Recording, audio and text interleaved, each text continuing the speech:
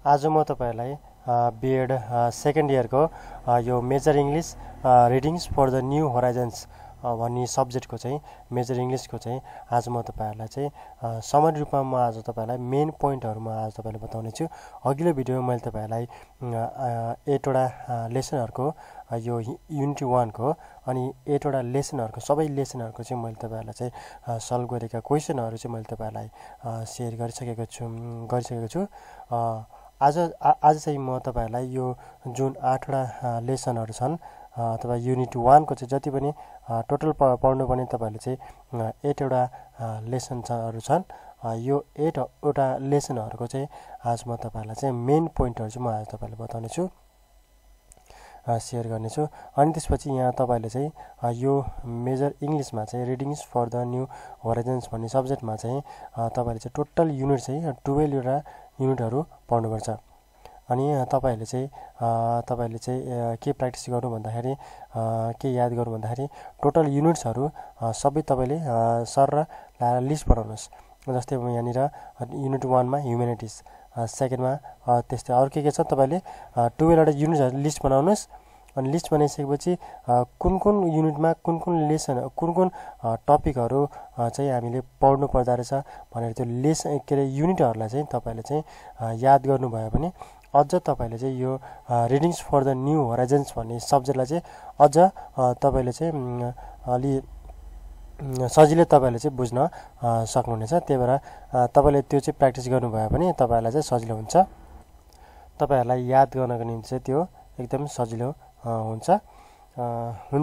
अनि अरु त भइहाल्यो। अनि अर्को तपाईले यो लेसनहरुलाई पनि तपाईहरुले चाहिँ त्यसै गरी नै जस्तै युनिट 1 मा लेसनहरुमा यहाँनिर मैले 8 वटा लेसनहरु main topic the myth, Bhagavad Gita भने जसरी नै त्यसैले तपाईले लिस्ट बनाएर तपाईले चाहिँ केही समय तपाईले प्र्याक्टिस गर्नुभयो भने युनिट 1 मा चाहिँ ह्युम्यानिटी भित्र पनि यति वटा लेसन मध्ये पनि यो लेसनहरु छन् भनेर चाहिँ तपाईले चाहिँ अगाडि नै तपाईले चाहिँ प्र्याक्टिस गर्नुभयो भने तपाईलाई चाहिँ यो कताबाट आयो कहाँबाट के हो यो क्वेशन जुनै पनि क्वेशनहरु आउँदाखेरि चाहिँ तपाईलाई चाहिँ सजिलो हुन्छ। अनि त्यो मात्र नभएर चाहिँ तपाईले चाहिँ धेरै कुरा चाहिँ सम्झन सक्नुहुन्छ। त्यो मेन पोइन्ट टपिक लेसन तपाईलाई यो लेसनकै नामै याद छैन भने चाहिँ तपाईले त्यसको कसरी लेख्न सक्नुहुन्छ हैन। त्यो कारणले गर्दा तपाईहरुले चाहिँ त्यसरी चाहिँ यो प्र्याक्टिस गर्नुभयो भने चाहिँ तपाईले चाहिँ याद गर्नुभयो भने चाहिँ तपाईलाई आफ्नो सेल्फ स्टडीमा अझ धेरै चाहिँ तपाईलाई चाहिँ त्यसले हेल्प गर्छ। ठिकै छ, आज मैले यो कुरा तपाईलाई छोटो कुराहरु मैले थोरै आइडियाहरु मैले तपाईलाई शेयर गरे। अब चाहिँ म तपाईहरुलाई चाहिँ यो मैले आज शेयर गर्न खोजिरहेको कुराहरु चाहिँ मेन पोइन्ट्सहरु 8 वटै लेसनहरुको चाहिँ मेन पोइन्ट्सहरु म तपाईलाई आज शेयर गर्ने छु। यहाँ तपाईहरु हेर्न सक्नुहुन्छ लेसन 1 हो। यो चाहिँ लेसन 1 मा द मिथ्स, जोस्टिन गार्डर यहाँनिर केही पोइन्टहरु राखेको छ। The present text explores the development of western philosophical thought from ancient to present time. The text is about the origin of myth and its relationship with the philosophy. Myth existed even before the existence of philosophy and science. Hence, myths may not have scientific basis. त्यसैगरी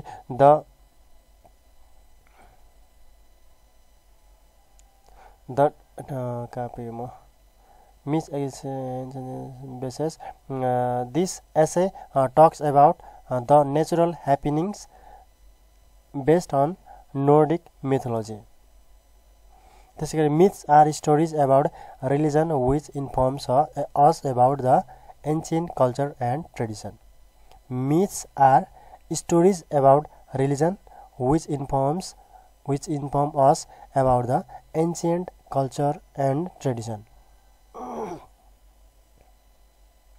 त्यसैगरी the author explains that in the beginning the myths were used to explain natural phenomenon. Philosophy rejects mythical explanation because it is based on reason and logic.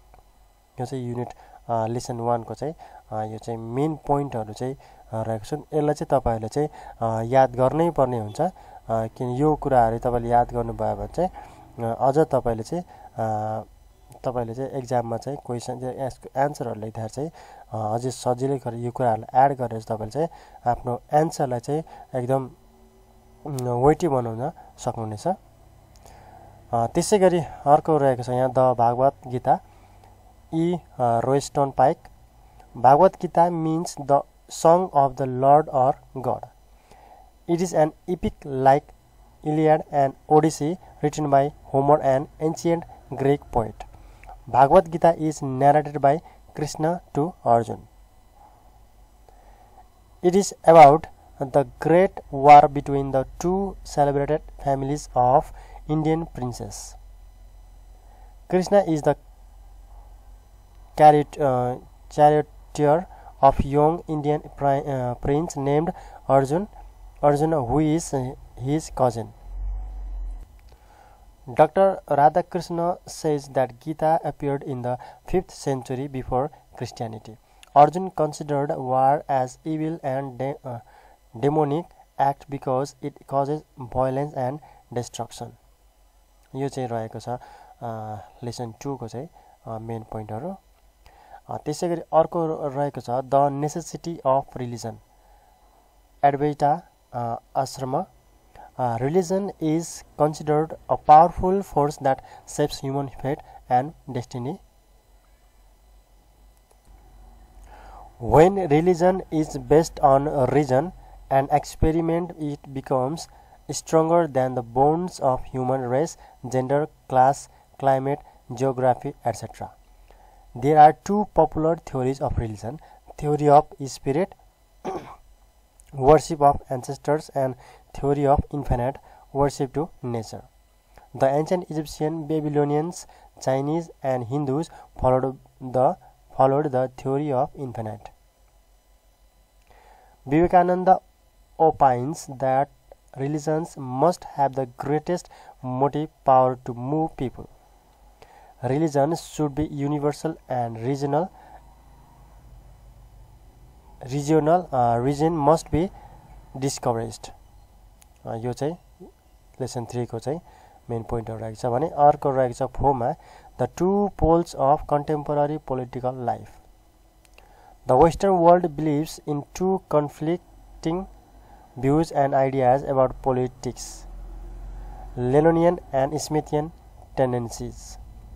Lenonian tendency that advocates world peace, love, and social harmony is viewed as imaginative and unrealistic.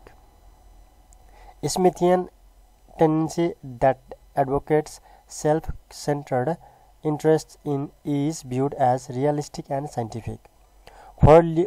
For Lenin, global harmony can be attained by rejecting social control that restricts human potential. Lenin is considered as insincere because he devoted in accumulating wealth and comforts. Adam Smith proposed that through private self-interest we can develop the world. Both ideas have problems and they are abstractions. Smith gives priority to self-interest and Lennon to altruism. Every society shares both tendencies, self-interest and altruism. Hence, we need to maintain a kind of healthy and productive balance between them. त्यसैगरी 5 मा lesson 5 मा रहेको छ literary colonialism, books in the third world, Philip G एल्बाच।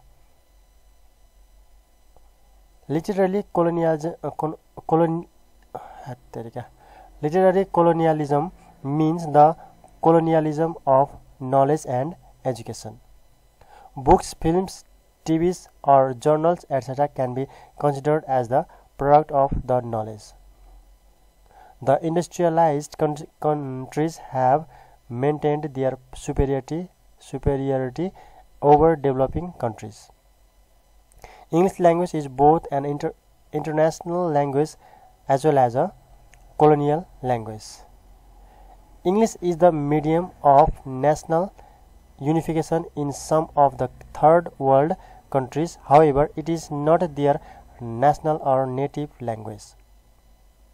One of the most important requirements is in books publishing is originality or authenticity.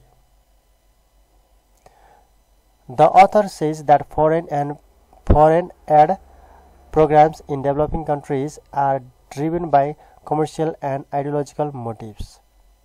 Students lost their creativity and originality by reading cheap materials like help books, guides, solutions, guest papers, etc. त्यसैगरी lesson 6 मा चाहिँ intimate alienation immigrants fiction and translation Jhumpa Lahiri. Lahiri born in UK but living in America, whose ancestry belongs to India, got a Pulitzer Prize for the fiction The Interpreter of Melodies. Translation is process of replacing a text written in one language into another. The translator should be familiar with the second and first language cultures. Translation is not only a linguistic act but also cultural activity. Lahiri says that freedom is a great challenge for the author who leaves his or her birthplace. As English became her first language, she faced many challenges in Bengali language when she started writing about Bengali people and their culture. Lahiri believes that life is a drama and characters are the translators.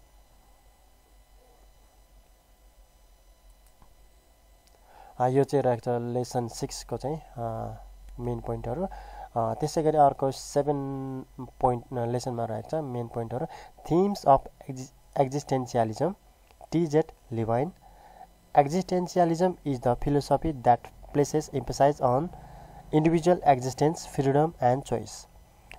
Existentialism stresses the individuality of existence and the problems that arise with shared existence.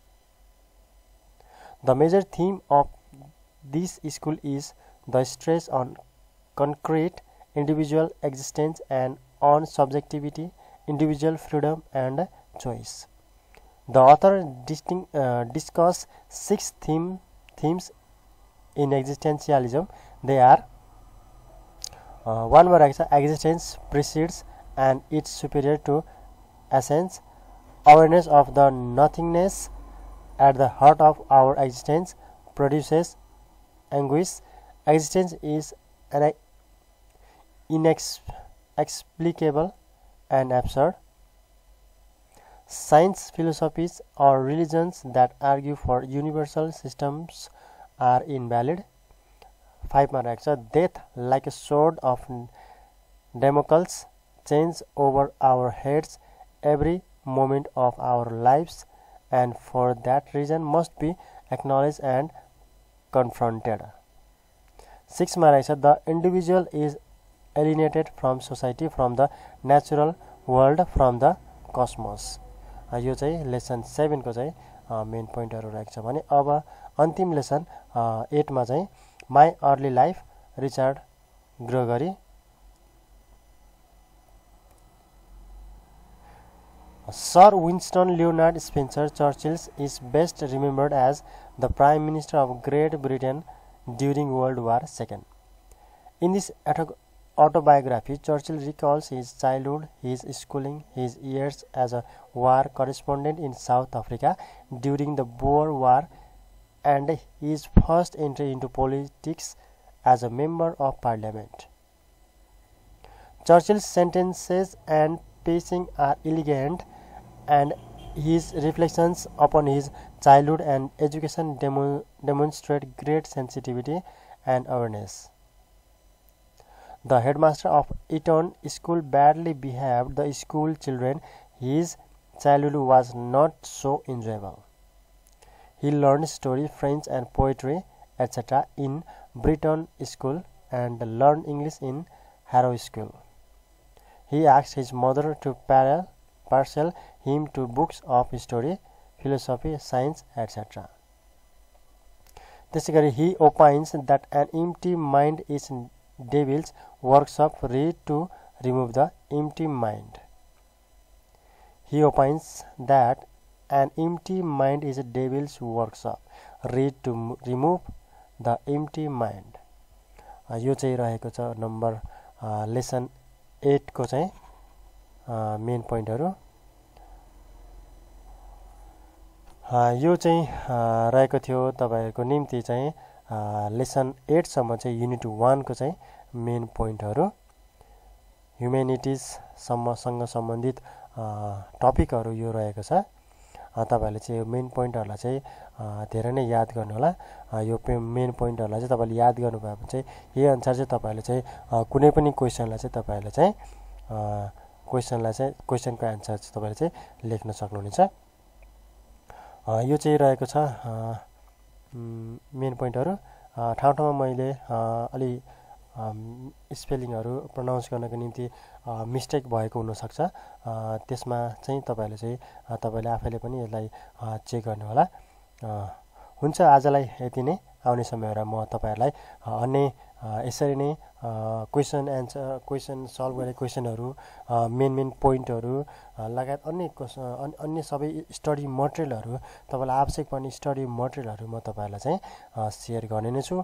तबसम्म मेरो त्यो भिडियोलाई तपाईहरुले like गरिदिनु होला अनि मेरो यो भिडियोलाई तपाईको साथीहरु माझ पनि शेयर गरिदिनु होला ताकि यसले अझ उहाँहरुलाई पनि अझ हेल्प गरोस्। अनि तपाईहरुले अहिलेसम्म मेरो च्यानललाई सब्स्क्राइब गर्नु भएको छैन भने प्लिज मेरो च्यानललाई तपाईहरुले सब्स्क्राइब पनि गरिदिनु होला।